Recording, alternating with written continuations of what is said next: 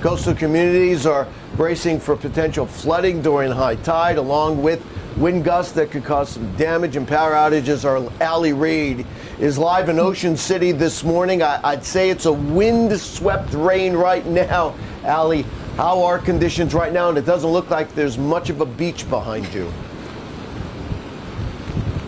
Yeah, well, Bernie, Melissa, can you hear it through the mic? It's certainly windy out here, live from Ocean City, New Jersey on the boardwalk this morning. You mentioned how close that water is here. I mean, it comes right up to the boardwalk, no doubt about it. And we're not even at high tide yet. What we could potentially see later on this morning and afternoon is going to be some nasty conditions here. Our photographer, Chris, just showed that sign, beach closed. That is important to note. Oh, other thing, let's show it if we can. Police officer combing the boardwalk this morning. Yet, if you look in the distance, you'll still find some runners and joggers every once in a while taking in the beautiful morning. Yeah, I wouldn't call it beautiful though. But again, police officers, public works combing the boardwalk this morning. It is definitely unsafe to be anywhere near the beach at this point this morning. We're talking about wind gusts, those conditions.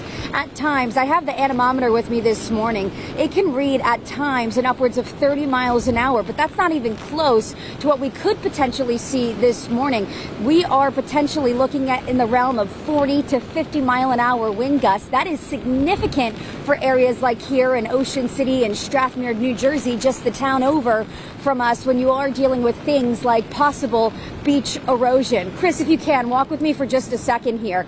I'm going a little rogue, but I want to show you guys something. So we're on pretty much 5th and 6th Street right now in Ocean City. If you take a look in the distance here, this was an area 2 weeks ago during that coastal storm that we saw that really got wrecked by that with beach erosion. In fact, it was so bad that they had crews, public works, dumping and putting in sand to really replenish the beach as much as possible. They knew that there was a possibility for those fall and leading into wintertime storms.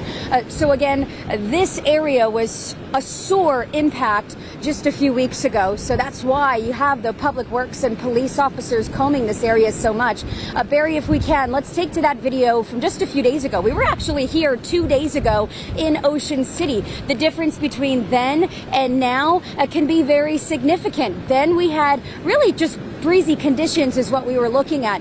Now you have the rain. That was something that we really didn't see 48 hours ago. But I'm curious to see what actually happens when you do mix that rain and wind. Again, the wind much more significant on a day like today.